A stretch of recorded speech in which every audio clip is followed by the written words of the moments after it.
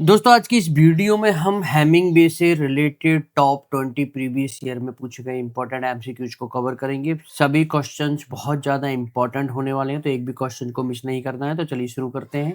तो हेलो दोस्तों, मैं हूं गौरव और आप देख रहे हैं अपना YouTube channel teaching by Gaurav sir. पहला क्वेश्चन इस वीडियो का, when did Hemingway receive the Nobel prize for literature? Hemingway को साहित्य के लिए नोबेल पुरस्कार कब मिला था? आरपीएससी असिस्टेंट प्रोफेसर 2020 के एग्जाम में क्वेश्चन आया है और यहाँ पर जितने भी क्वेश्चंस होंगे हिंदी और इंग्लिश दोनों ही भाषाओं में होंगे, जिससे कि हर एक क्वेश्चंस की लाइन को आप समझ सको और चार ऑप्शंस में से सही उत्तर को सेलेक्ट कर सको। पहला ऑप्शन 1952, बी 1954, सी 1956 या डी 1958। चलिए देख लेते हैं करेक्ट आंसर क्या होगा। जो करेक्ट आंसर हो जाएगा वो हो जाएगा option B 1954। The Nobel Prize in Literature 1954 was awarded to Ernest Miller Hemingway for his mastery of the art of narrative. Hemingway received the Nobel Prize basically after the success of The Old Man and the Sea.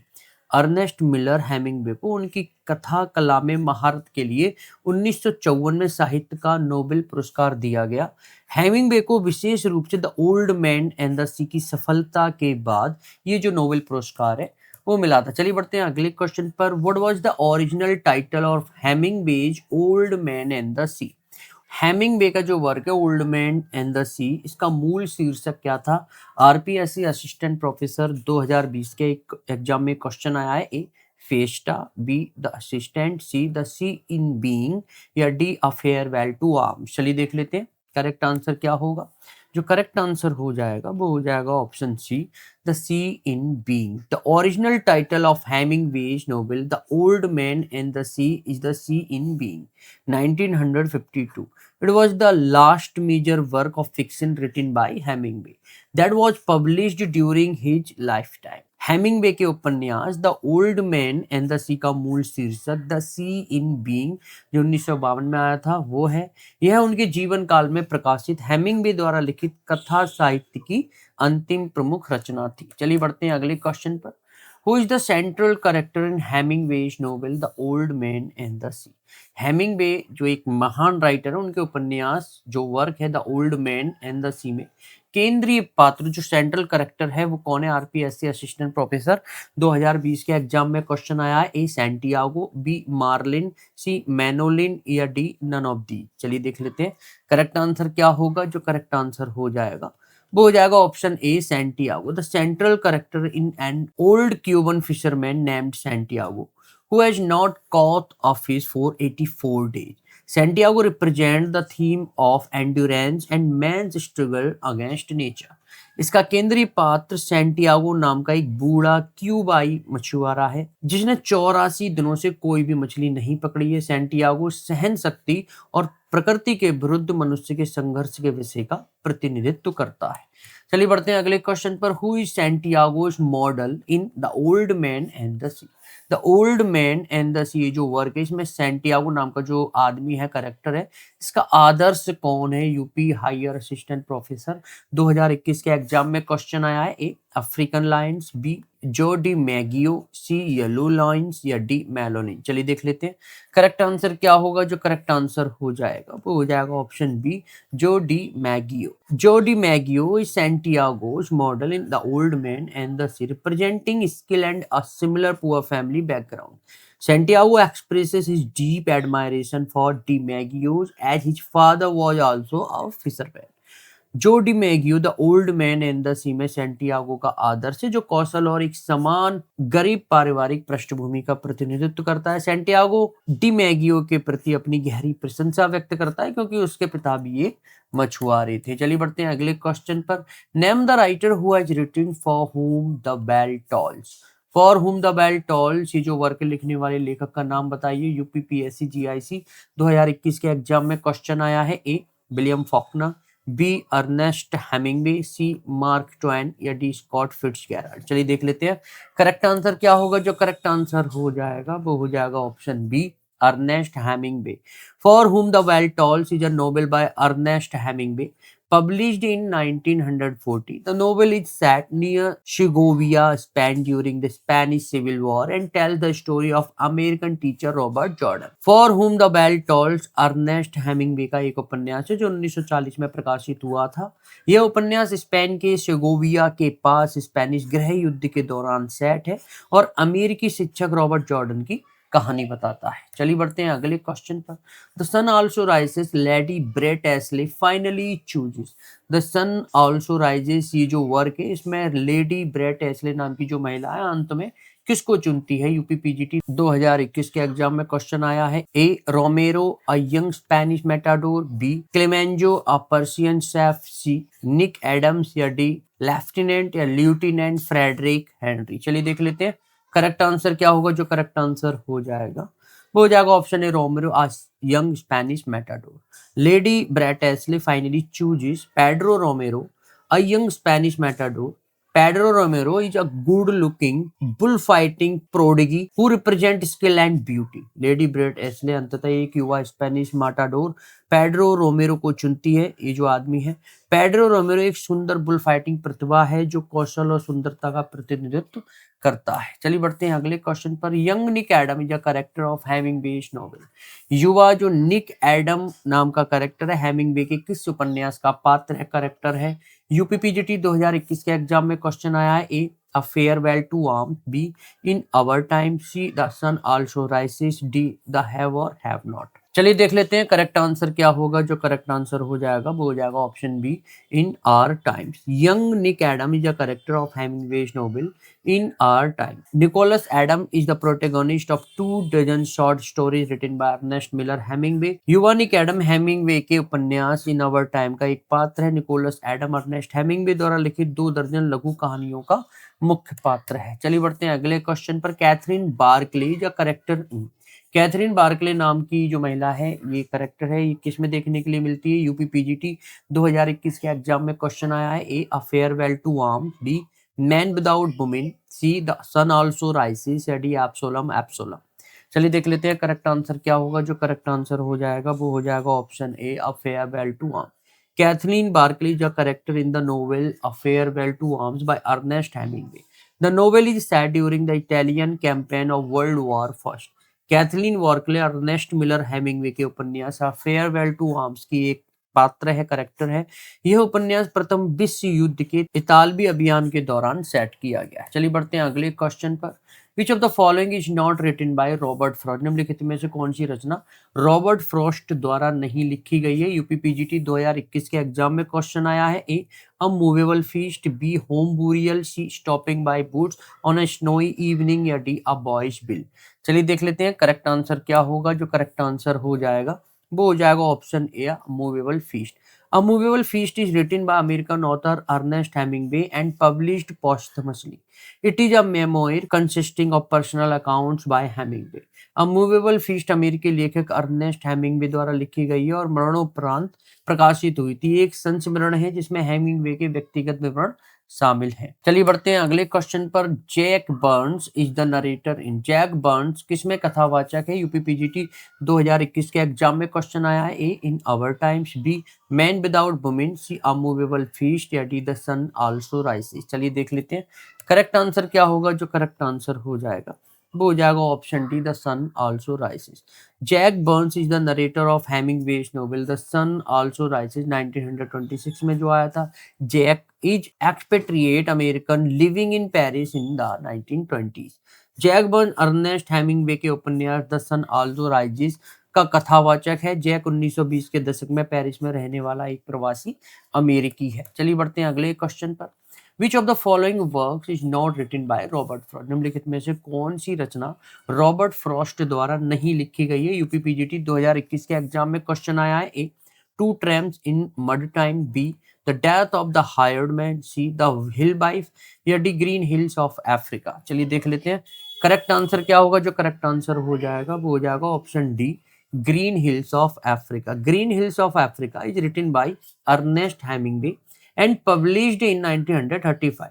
It is a lyrical account of his safari in East Africa with his wife Pauline.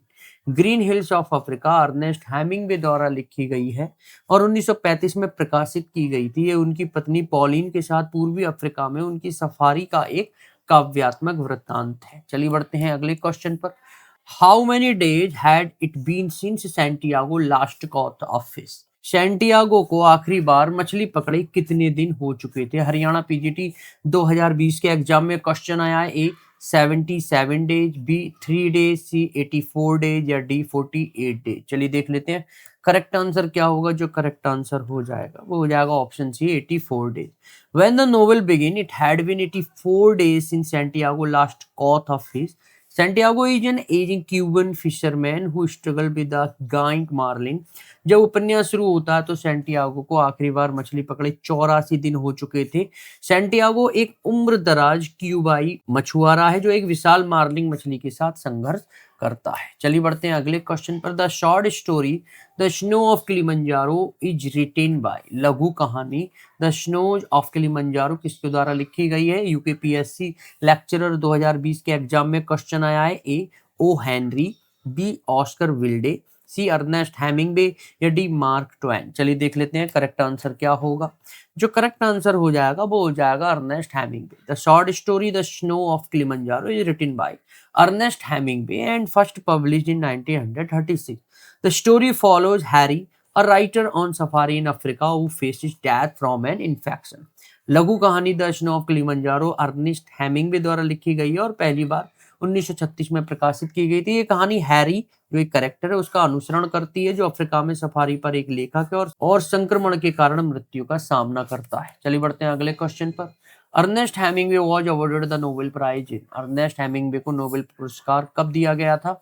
UKPSC lecturer 2020 के exam में question आया है। ए 1952, B 1953, सी 1954 या D 1955। चलिए देख लेते हैं correct answer क्या होगा। जो करेक्ट आंसर हो जाएगा वो हो जाएगा option C 1954। Ernest Hemingway was awarded the Nobel prize in literature in 1954. He received it for his mastery of the art of narrative demonstrated in The Old Man and the Sea. Ernest Hemingway को 1954 में साहित्य के Nobel पुरस्कार से सम्मानित किया गया था। उन्हें the old man and the sea में प्रदर्शित कथा कला की महारत के लिए यह पुरस्कार दिया गया था। चलिए बढ़ते हैं अगले क्वेश्चन पर। Identify the correct hero in Hemingway the old man and the sea. The old man and the sea में सही नायक सही हीरो को पहचाने। यूकेपीएससी लेक्चरर 2020 के एग्जाम में क्वेश्चन आया है। ए सैंटियानो, बी सैंटियागो, सी सैंटागो या डी सैंटियानो। चलिए देख लेते हैं करेक्ट आंसर क्या होगा। जो करेक्ट आंसर हो जाएगा वो हो जाएगा ऑप्शन बी सैंटियागो। देख लेना स्पेलिंग देख लेना इसकी और जो प्रोनाउंसिएशन है सैंटियागो जो एक हीरो है the old man and the sea जो वर्क है इसमें। Santiago is the aging and experienced fisherman and hero of this novel. He is considered Salado, which means the worst form of unlucky. Santiago उपन्यास का ये जो work है इसका उम्र दराज और अनुभवी मछुआरा है और नायक है यानी कि हीरो है।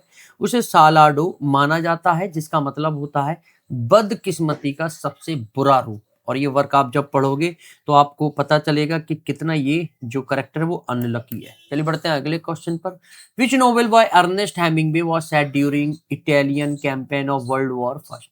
हेमिंग्वे का कौन सा उपन्यास प्रथम विश्व युद्ध के इतालवी अभियान के दौरान सेट किया गया था? D triple S B PGT 2021 के एग्जाम में क्वेश्चन आया है। A farewell to arms, B the old man and the sea, C winner take nothing या D to have and have not. चलिए देख लेते हैं करेक्ट आंसर क्या होगा। जो करेक्ट आंसर हो जाएगा वो हो जाएगा option A a farewell to arms. A farewell to arms is set during the Italian campaign of World War I and based on Hemingway's own experiences. The novel chronicle in ambulance driver's involvement in the war and his love affair. A farewell to arms प्रथम विश्व युद्ध के इतालवी अभियान के दौरान set और Hemingway के अपने अनुभवों पर आधारित है। उपन्यास ये वर्क युद्ध में एक एम्बुलेंस चालक की भागीदारी और उसके प्रेम संबंधों का विवरण देता है। चलिए बढ़ते हैं अगले क्वेश्चन पर। The old man and the sea recounts the adventures of the old man and the sea किसके कारनामों का वर्णन करता है? एचपी पीजीटी 2016 के एग्जाम में क्वेश्चन आया। ए मैनोलिन, बी जो डी मैगियो, सी सैंटियागो या डी नन ऑफ दी। चलिए देख लेते हैं करेक्ट आंसर क्या होगा। जो करेक्ट आंसर हो जाएगा वो हो जाएगा option C Santiago. The novel recount the adventure of Santiago, a Cuban fisherman who fails to catch a fish for 84 days. Santiago struggled with a giant marlin for out in the Gulf Stream. ये उपन्यास एक क्यूबाई मछुआरे Santiago नाम का जो आदमी है उसके साहसिक कारनामों का वर्णन करता है जो 84 दिनों तक मछली पकड़ने में विफल रहता है। सैंटियागो गल्फ स्ट्रीम में बहुत दूर एक विशाल मार्लिन नाम की जो मछली है उसके साथ संघर्ष करता है। चलिए बढ़ते हैं अगले क्वेश्चन पर। Hemingway's code hero Santiago appears in. Hemingway का कोड हीरो सैंटियागो किसमें दिखाई देता है? एमपी असिस्टेंट प्रोफेसर 2017 के एग्जाम में क्वेश्चन आया है। A the old man and the sea, B for whom the bell tolls, C the sun also rises या डी फेयरवेल टू आर्म्स। चलिए देख लेते हैं करेक्ट आंसर क्या होगा। जो करेक्ट आंसर हो जाएगा वो हो जाएगा option A the old man and the sea. Hemingway's code hero Santiago appear in the old man and the sea. Santiago is a model of dignity and endurance, showing grace under pressure. Hemingway का code hero Santiago the old man and the sea, ये जो work इसमें दिखाई देता है। Santiago गर्मा और सहन शक्ति का एक आदर्श है जो दबाव में गर्मा दिखाता है। चलिए बढ़ते हैं अगले क्वेश्चन पर। Santiago is a character described bye. Santiago किसके द्वारा वर्णित एक पात्र है? यूकेजीआईसी 2018 के एग्जाम में क्वेश्चन आया है। ए ओ हेनरी, बी हेमिंगवे, सी रस्किन बॉन्ड या डी नन ऑफ दी। चलिए देख लेते हैं करेक्ट आंसर क्या होगा। जो करेक्ट आंसर हो जाएगा वो हो जाएगा option B Hemingway. Santiago is the protagonist created by Ernest Hemingway is the novel the old man and the sea. The novel was published in 1952 and became one of the most famous works. Santiago Ernest Hemingway द्वारा उपन्यास the old man in the sea में बनाया गया एक प्रमुख character है, मुख्य पात्र है। ये उपन्यास 1952 में प्रकाशित किया गया था और उनकी सबसे प्रसिद्ध रचनाओं में से एक बन गया है। चलिए बढ़ते हैं इस वीडियो के अंतिम प्रश्न पर।